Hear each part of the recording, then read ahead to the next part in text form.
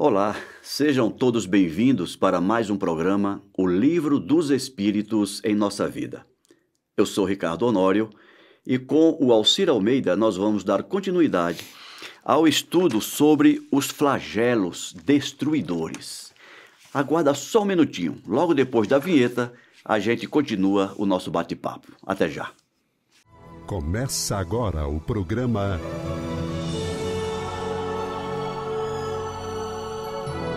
O Livro dos Espíritos em Nossa Vida.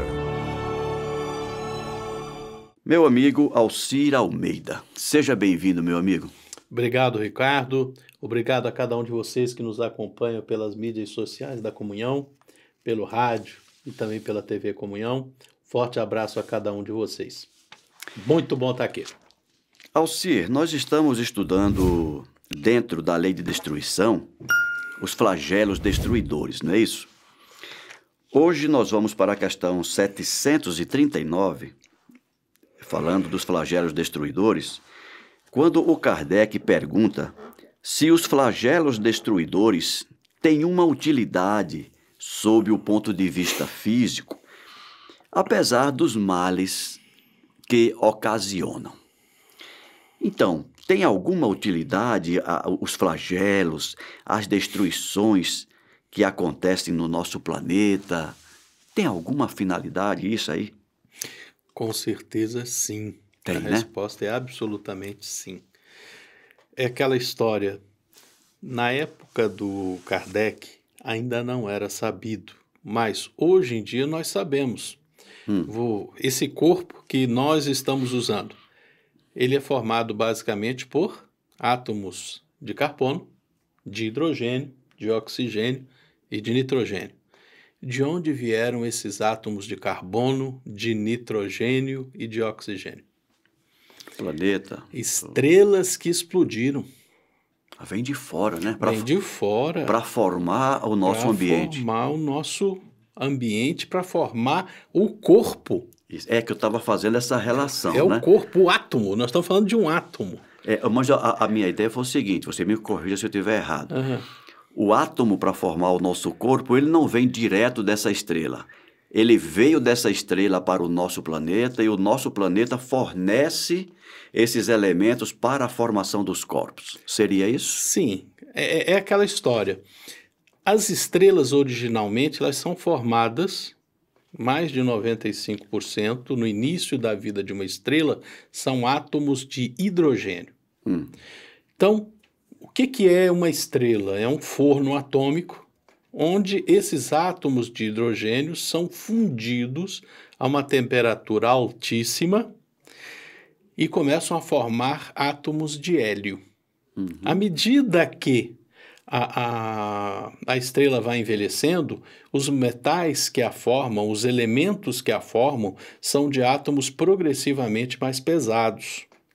Então ela vai se tornando cada vez mais quente, né? Então esses átomos de hélio mistura com um átomo de hidrogênio, dá uma fusão, vira um átomo de lítio. 2 átomos de hélio vão criar um átomo de boro e assim sucessivamente, até formar átomos de carbono, de nitrogênio e de oxigênio. Mas um momento, dependendo das condições físicas, ela explode numa supernova. É o que é chamado de supernova. Perfeito. E vai formar materiais, vai formar a poeira estelar espalhada pelo universo.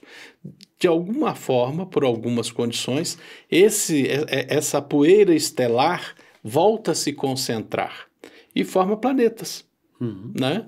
Então, a Terra é formada de átomos que, em algum momento, já formaram a composição de uma ou mais estrelas. Entendido, perfeito. E esses átomos formam o nosso corpo. Ou seja, a destruição de uma estrela, fisicamente, já está provado isso aí já é academia, forma o nosso corpo. Só para responder a pergunta aqui. Entendi. Ou seja, para dizer que toda destruição tem uma utilidade. Tem uma utilidade. Ou né? seja, é aquilo que você falou em programas anteriores. A gente fala de destruição, É transformação, mas melhor. na verdade é uma É transformação. transformação, é reuso. Nada em a natureza é inútil. É uma renovação. É renovação, tudo está se transformando, tudo está mudando e a gente mudando junto com essas coisas. Exemplo, desde sempre é complicado, mas há muitos anos os seres humanos sabem que após uma inundação, a exemplo do que acontece no Vale do Rio Amarelo na China, no Ganges na Índia, no Nilo no Egito, depois de uma inundação, aquele material, e inundação é destruição, Sim. né? Vai rebentando tudo que está pela frente. O material que ela traz, o sedimento que o rio traz para cima, é vida. Está adubando a terra e por isso a civilização egípcia se formou por causa do excedente de alimento que começou a ser plantado e colhido no Vale do Nilo. É outro exemplo, a inundação. Outra coisa, por exemplo, algumas regiões, vamos falar da nossa região da Terra Roça, né? Aqui de São Paulo, são explosões vulcânicas que aconteceram milhões e milhões de anos atrás, que jogaram vários materiais que tornaram a região que hoje existe, depois de milhões de anos, é uma região extremamente rica para a agricultura, sem a necessidade de grande adubação e grande correção química. Né?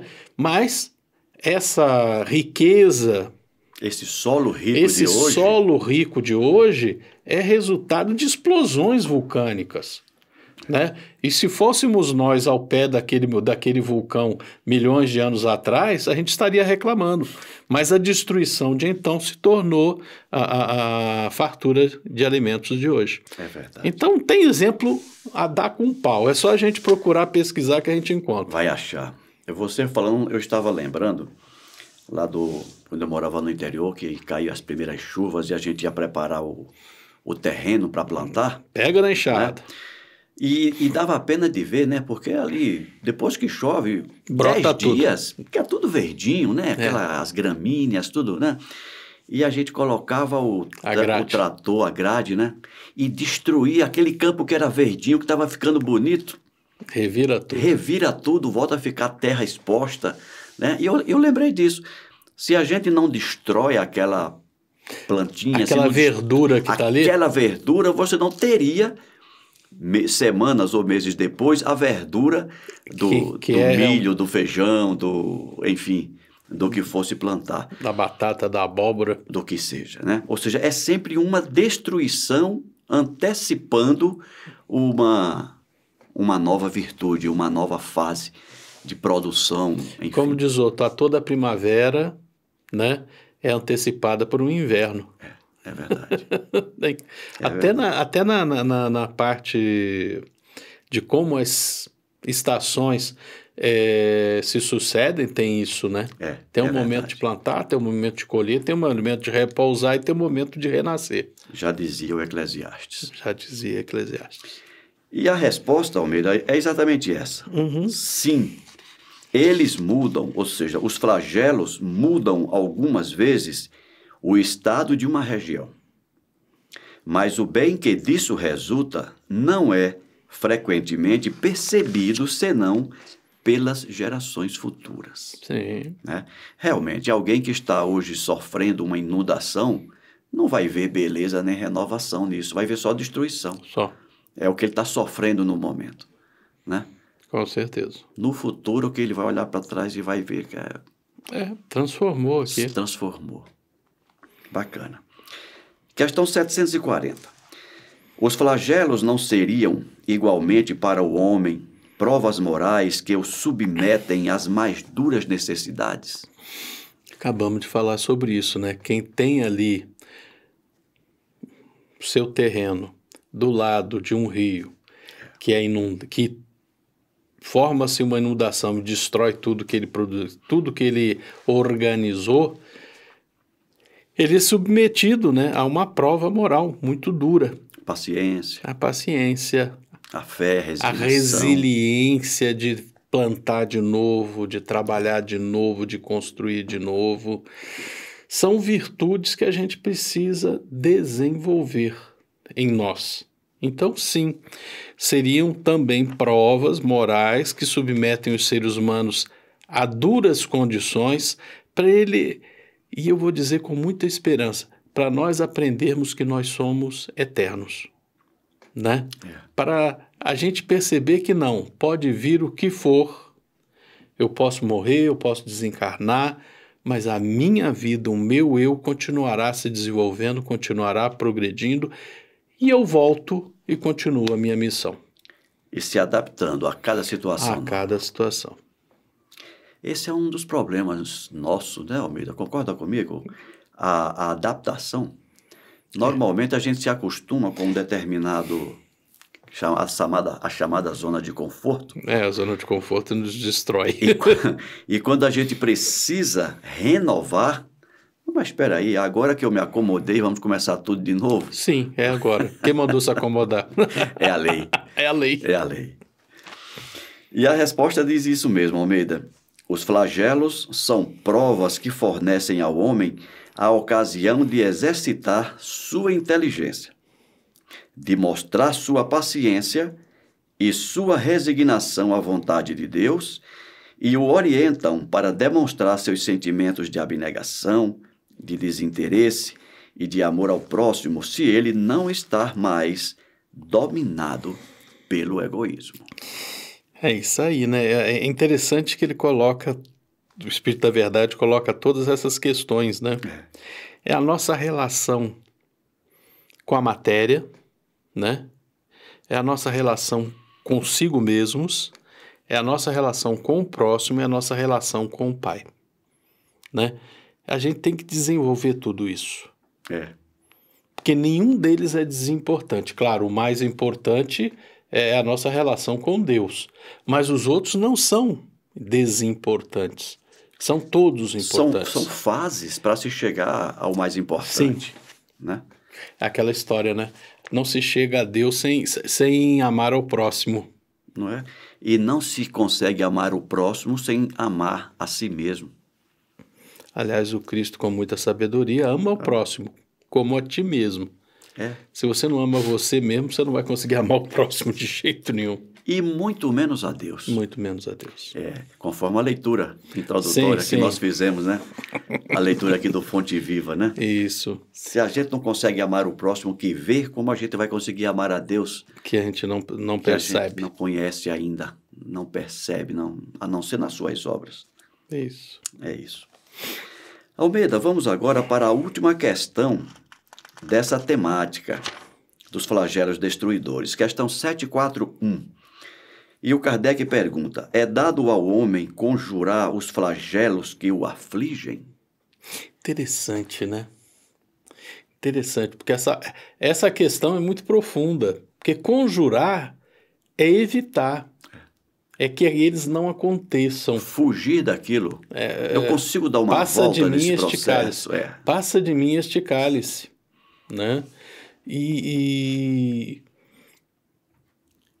a gente acabou de ter o spoiler na questão anterior. Não tem como. É dado ao homem conjurar os flagelos que o afligem? Existem flagelos, gente. Existem. Vai acontecer coisas, né, que a gente não queria que acontecesse. Vai acontecer. A sinistralidade é uma constante. Uma vez eu li um livro do Carl Sagan, que diante dessa história dos flagelos, dos terremotos, dos maremotos, das inundações, da queda de meteoritos, é interessante. Os meteoritos caem cada vez menos porque na nossa vizinhança sistêmica, planetária, tem cada vez menos corpos ainda livres, porque todos já foram, de uma forma ou de outra, atraídos pelo Sol, por Júpiter, e até pela Terra. Ou passaram reto Ou o universo afora. é o universo afora, né? É mais difícil, porque é interessante Dentro do isso. sistema solar, Corpos né? realmente livres são muito difíceis de se encontrar. Então, os meteoritos cada vez caem menos, por uma questão simples de matemática. Cada vez tem menos meteoritos voando por aí, que quase todos já caíram, os maiores, então diminui a chance. Mas ele até isso, ele apresenta, ó, em cada tantos anos vai cair um meteorito de tal tamanho. Existe essa matemática, né? Poxa vida, inundação vai acontecer. De tantos em tantos anos vai ter uma inundação. De acordo com a movimentação das placas tectônicas, de tanto em tanto tempo um terremoto vai acontecer. Um maremoto. Eu me lembro, a primeira vez que eu ouvi falar da falha de San Andreas, lá na Califórnia, na América do Norte, foi quando veio aquele primeiro filme Superman, final dos anos 70, início dos anos 80. Eu não sabia, mas já naquela época estavam esperando o Big One, o grande terremoto que um dia vai separar a Califórnia do continente. Vai abrir um buraco ali e o oceano vai tomar um pedaço. Os cientistas dizem que a dúvida não é se vai acontecer, é quando vai acontecer. Vai acontecer. E aí a gente começa a perceber, conjurar o flagelo, olha, o flagelo vem. Ele está vindo. Uma hora vai acontecer. Então quer dizer que eu vou viver de qualquer maneira, porque um dia vem eu não vou. Não, eu tenho que me preparar. Né? E aqui a questão anterior é justamente sobre isso. A gente tem que exercitar resignação, porque tem coisas que vão acontecer e não tem jeito. Todas as pessoas que eu amo vão morrer, né? E enquanto eu não morrer, eu vou sentir saudade à medida que elas forem embora. Um dia vou eu, né? Eu vou ficar com saudade de quem fica. Enfim, mas a gente tem que ter resignação a isso, às coisas que não tem como mudar. A gente tem que ter paciência, como tem o agricultor que depois de uma... Meu pai do céu, quando cai gelo... Não é a geada mesmo. Não, geada é quando congela a água no chão. Tá certo, né? Daqui a pouco eu lembro da palavra. Hoje eu estou esquecendo as palavras todas. Uma chuva de granizo? Granizo, né? Uma hora vai ter uma chuva de granizo. E todo agricultor, quando acaba a chuva de granizo, ele vai lá tentar fazer o reparo. É resignação e paciência de fazer de novo, né? Ora bolas, mas aqui tem inundação todo ano. Eu não vou construir minha casa onde a água chega. Então eu também tenho que usar de inteligência para lidar com esses flagelos. E inclusive, um dos objetivos dos flagelos, como ele diz aqui, desenvolver a inteligência. Sim, por isso que eu falei que tem spoiler. Não é? Se você percebe que de 5 em 5 anos, de 10 em 10 anos, esse vale desse rio, ele inunda tudo, então eu não vou construir minha casa aqui. E aquela história, se eu estou criando o gado... Sempre que tem chance de chover e está próximo desse ciclo aí de 5 anos, eu vou botar meu gado numa região mais alta, né? Eu estava vendo uma reportagem um dia desse que o pessoal voltou a trazer o gado para os campos mais baixos, porque está acabando a estação chuvosa. Então, por aí vai. A gente tem que ter essa percepção, né? Ou seja... O homem não vai conjurar os flagelos. Existem situações que vão acontecer. Nós precisamos aprender a conviver com elas, né? Mas tem tsunami. Eu não vou construir mais uma usina nuclear perto de onde um tsunami possa atingir, como aconteceu em Fukushima. Então a gente tem que se prevenir, né? Não vamos repetir os mesmos erros. Vamos fazer erros novos, pelo menos, né? Então a gente tem que ter essa percepção, essa resignação, persistência, paciência, inteligência de evitar o mal. Sagacidade, né, amigo? De perceber como é que a natureza reage em determinadas situações para que eu possa fugir, para que eu possa conjurar, pelo menos, aquilo que eu posso. Sim. Né? Que eu posso fugir daquelas consequências. E eu fico lembrando das minhas aulas de gestão de riscos. Uhum. Né? O risco, você retira ele quando possível, né? Você diminui quando não é possível retirar o risco. Mitiga os efeitos. Mitiga os efeitos. E quando não é possível, você faz um seguro, porque um dia vai acontecer. É né? verdade. Um dia vai acontecer, tu vende o risco. Nunca, por isso que o prêmio, você paga prêmio, você não recebe prêmio. É verdade. A indústria de seguros é baseada nessa lógica. Porque eles estão comprando o teu risco. Ó, vai acontecer, não sei quando. Eu compro, porque no dia que acontecer eu te reembolso o que você me pagou antes. Quando acontecer a sinistralidade, eu vou te compensar. E se não acontecer, é onde entra o lucro da seguradora. Não, o lucro da seguradora é cobrar um pouquinho mais do que o risco. Né? Por isso que existem as tabelas. A gente não sente porque dilui ao longo do tempo. Né? A gente já coloca a despesa do seguro do carro, porque um dia a gente vai bater e a gente não percebe. Mas está ali. Eu fico pensando em mim, já que você... Eu pago seguro de carro há pelo menos 20 anos. Nunca teve um sinistro. Graças Nunca precisou acionar um socorro para botar o carro em cima. Já... Isso que você falou aí, né? O reboque, né? Eu acho que uma vez ou duas. Mas aquilo ali nem... Mas você... Não, a gente não liga porque a gente tinha. Porque se não tivesse, tu ia ver que dor de cabeça. Não, sem dúvida. Mas eu digo assim, você ter que repor o bem em função de um sinistro, nunca... Nunca precisou. Graças a Deus. Graças a Deus. Enfim, é dado ao homem conjurar os flagelos? Não. É dado ao homem usar a sua inteligência, a sua humildade, que a gente tem que desenvolver, para conviver com eles, né?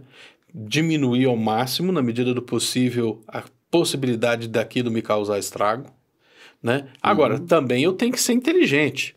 Tem um lugar que chove pra caramba, aí tem um terreno baratinho que é um lançante, aí eu cavo um buraco, boto um paredão de 15 metros e boto minha casa embaixo. Tá pagando para ver, né? Aí vem a chuva, eu tirei a cobertura verde daquela área, o terreno inunda, aí perde a resistência e aquilo ali desliza. É interessante, né? A gente não presta atenção. A terra não cai, a terra desliza. Desliza porque ela ficou tão encharcada que ela deixa de ser sólida. Chama de solifluxão. Você estudou esse negócio aí. O cara é bom, né? Vou fazer isso aqui. Só conheço essa palavra mesmo. Enfim... É porque deixa de ser sólido, vira líquido. Tá tão encharcado que... sustentação. Porque ela vira um gel, né? Vira um gel. Vira um gel e escorre. E a gravidade funciona. A gravidade continua funcionando, né? É igual sopa. Isso. Você tira uma colherada ali, ela... Ocupa o espaço. Ocupa o espaço. Então, é dado ao homem conjurar, é dado ao homem aprender a conviver com essas transformações. E eu sei que se algum dia eu tiver num sinistro que me leve à desencarnação, eu tenho fé em Deus, que o Pai Eterno em sua infinita sabedoria, mas ainda a maior misericórdia, vai me dar uma nova oportunidade. Né? E a gente tem que seguir. E na próxima oportunidade você virá mais experiente. Mais inteligente. Com certeza, o Alcir de hoje é muito burro comparado com o Alcir do futuro. Em compensação, é muito mais inteligente do que o Alcir do passado. Pois é, né? Então, vamos pensar no futuro. Isso aí é feito copo meio cheio ou meio vazio, depende qual é a tua referencial. É verdade. Mas vamos à resposta, Almeida. É dado ao homem conjurar os flagelos que o afligem? E o Espírito da Verdade diz, sim, de uma parte, mas não como se pensa geralmente. Porque geralmente o pessoal quer um passe de mágica. Não, eu estou isento dessa situação. Exato. E aí ele continua. Muitos flagelos são o resultado da sua imprevidência. É aquela história, a pessoa que... em vez de construir no lugar alto, constrói dentro da várzea do rio. Ou na beirinha da montanha. À medida que ele adquire conhecimentos e experiência, pode conjurá-los, quer dizer, pode preveni-los, se sabe procurar-lhe as causas. Vem cá, por que esse aqui sempre inunda? Qual é a causa disso? Não, é porque... já se viu que a cada 5 anos tem um ciclo de chuva aqui, mais intenso. Então, de 5 em 5 anos, isso acontece. Diga. Eu estou lembrando da minha região, né? Minas Gerais, na zona da mata, Eu me lembro da inundação que ali teve no início de 79. Já aconteceu uma outra inundação no meio. Aí os seres humanos um pouco mais inteligentes, nós já tínhamos o órgão de águas no Brasil, que começou a controlar vazão e retenção de água nas represas. E na minha cidade lá, Cataguases, tem a represa, a usina Maurício, que consegue controlar parte do fluxo de água que passa pela cidade. Então, já aconteceu, já passou o ciclo de chuva e não foi tão terrível quanto foi em 79, que em 79 a chuva veio e a represa estava cheia. Caramba, então... Não. Passou direto. Foi pior. Quando a água veio, a represa teve que soltar mais água porque houve o risco dela estourar. Dela ceder. Caramba, então juntou a vazão chuva da água e ela já estava cheia. E a vazão da represa. Da represa, pra você ter noção, encheu e aí a represa começou a soltar água. Começou a soltar água, em vez da inundação ser 2, 3 dias, foram quase 15 dias a cidade debaixo d'água. Terrível. Lá em 79. Ou seja, o ser humano ficou mais inteligente. Por outro lado, cada vez mais construímos e aterramos a calha, né, dos rios daquela região. Então, às vezes, menos chuva causa mais inundação. Não é porque está chovendo mais. É que a gente impermeabilizou mais o solo. E diminuiu o espaço de escoamento da água. E diminuiu as áreas alagáveis. Então, o volume de água é praticamente o mesmo. Onde ele bate, onde está impermeabilizado, ele não entra na terra. Escoa. Aumenta a velocidade para ele chegar no rio. E, como tem menos várzea, a água tem que ir para algum lugar. A cidade de São Paulo é uma característica disso, né? Anhangabaú, a gente não sabe da história do Anhangabaú. Vale do Anhangabaú. Vale do Anhangabaú, desde que começou a ser colonizado por índios milênios atrás, aquilo ali inunda. E a gente construiu o centro de uma cidade ali. Vamos lá, que o nosso tempo está acabando e além da resposta ainda tem um comentário do Kardec. Isso, desculpa.